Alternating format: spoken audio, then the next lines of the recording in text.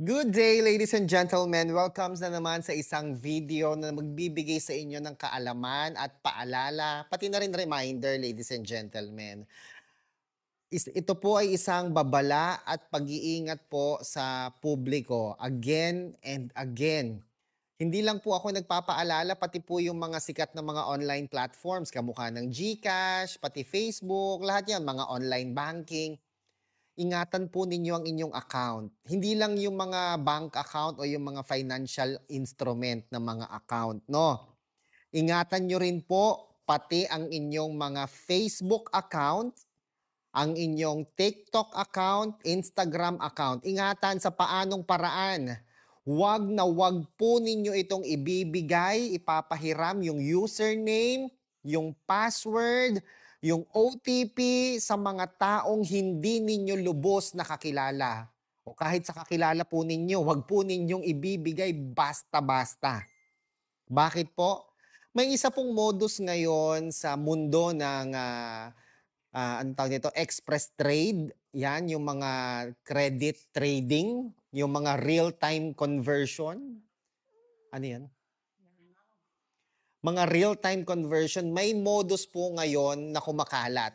Kung paanong nag-iingat po tayo, ladies and gentlemen, ganun din naman yung mga scammers sa galing nila makaisip ng mga pamamaraan para maisahan po kayo at maisahan din po ako bilang legit na trader. Paano nila ginagawa ito?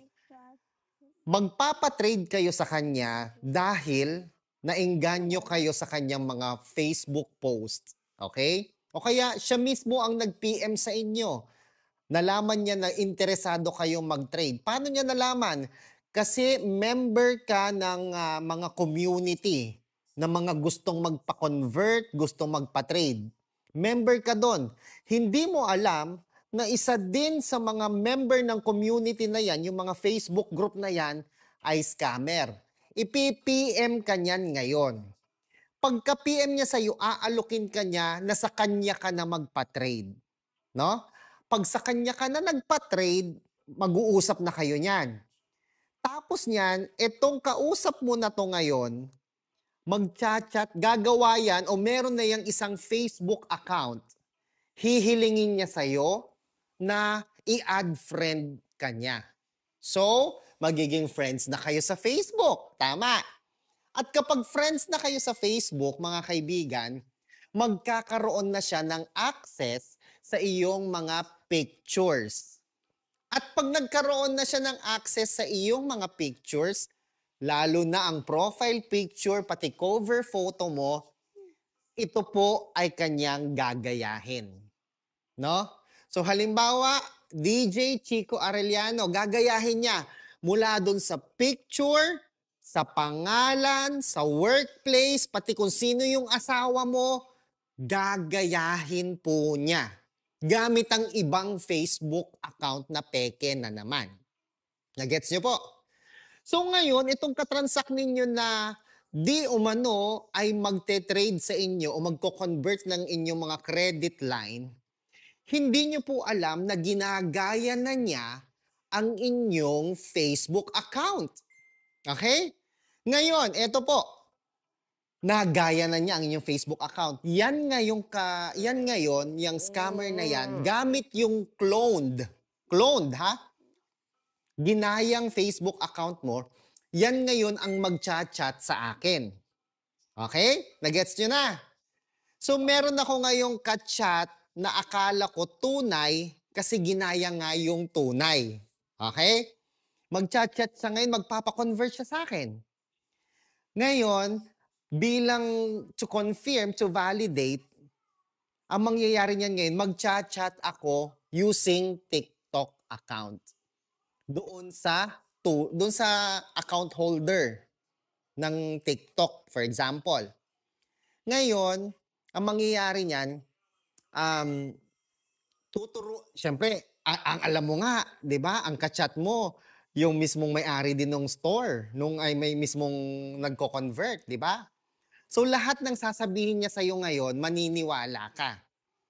Ngayon, magre-reply ka ngayon doon sa, mag-chat-chat ka ngayon doon sa chat ko. tuturuan ka niya ng i-cha-chat. Ang gagawin niya ngayon sa'yo, mag-reply ka lang ng agree, mag-reply ka lang ng confirm, sumunod ka lang din doon sa chat. Ang galing talaga ng scammer. No? Pero alam nyo guys, mas magaling ako. Bakit kamo? Nabutasan ko na sila. Kasi the mere fact na nagmamadali ka magpa-convert, the mere fact na nagmamadali ka magpa-trade, there might be something wrong. I smell something fishy. Kaya kami nilalangaw dito. No? So pag nagmamadali, red flag na yan, scammer yan, definitely. No? Kaya ngayon may ginawa akong bagong pamamaraan. Guys, ito lang po ang paalala ko sa inyo. Pag meron pong pag kayo po ay nagpapa-convert, ako po magko-convert, magti-trade ng inyong mga TikTok Pay Later, ng Ggives po ninyo, Lazada Pay Later and all, never ko pong hihilingin sa inyo na mag-Facebook friends tayo. Wala akong pakialam sa inyo kung friends tayo or not. No? Iti-trade ko yung inyong Lazada Pay Later, TikTok Pay Later, o yung Ggives ninyo, iti-trade ko yan without you and me being friends together. Nagets nyo? Kahit hindi tayo magkaibigan. Wala nang add friend. Kalokohan yan. Magpa-trade ka sa akin, that's enough. Yun na yun. No? So, walang ganon. Tapos pangalawa, hindi ko rin hihingin yung inyong TikTok Pay Later o yung TikTok account ninyo. Hindi ko po sasabihin na palitan ang inyong mga username. No? Hindi ko po hihilingin na magpalit kayo ng username, magpalit kayo ng profile picture, magpalit kayo ng anything. Walang ganon. Kasi scam yan. The moment na sinabihan na kayo na magpalit ng kung ano-ano, magpalit ng profile, magpalit ng pangalan, ng kung ano-ano pa, dyan na pumapasok ang scam. Kasi ang legit at tunay na trader, wala nang kuskus balungos. Pag nagpa-trade ka, i-convert natin agad yan into real cash. Wala nang masyadong hinihingi. At ang pinakamaganda guys, alam niyo po kung ano, makipag-video call kayo. Doon mismo sa ka-trade ninyo, sa ka-transact ninyo. Kapag yan hindi nagpa-video call, 1,000% scammer yan. Pag hindi nagpa-video call, 1,000% scammer yan. Inuulit ko po para tumatak sa inyong kokote. Kapag hindi yan nagpa-video call, 1,000% scammer yan. That's about it for today. Enjoy the rest of the day and God bless po.